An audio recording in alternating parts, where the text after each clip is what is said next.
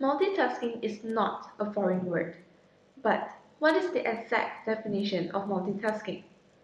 Multitasking is defined as doing two or more things at a certain period of time. The term originates from computer science, where it refers to handling parallel processes that require the same resources. In this video, we will be talking about multitasking, listening to music while studying. Music often accompanies our lives in different ways. Many people listen to music in our day-to-day activities, which includes driving and walking. In the 21st century, smartphones and portable players have made it even easier for us to listen to music at any time of the day.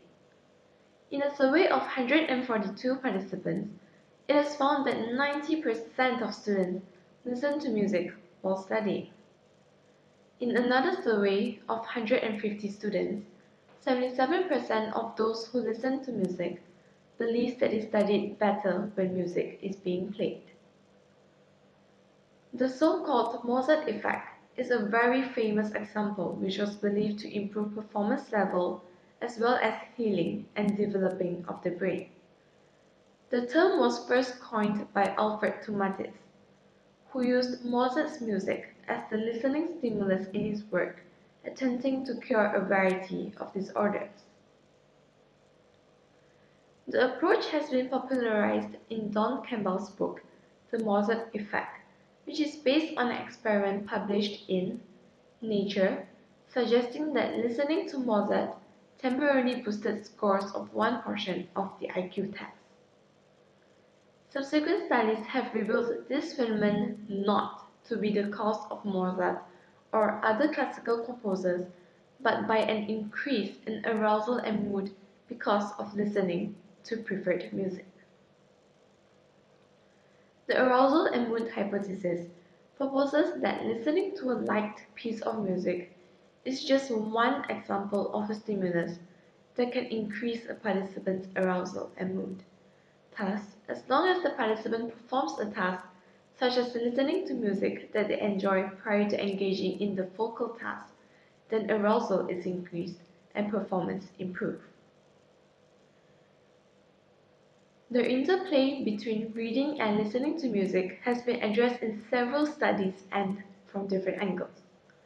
In many aspects, however, these studies have yielded different and conflicting findings, indicating that reading to music is a very complex and difficult phenomenon to study.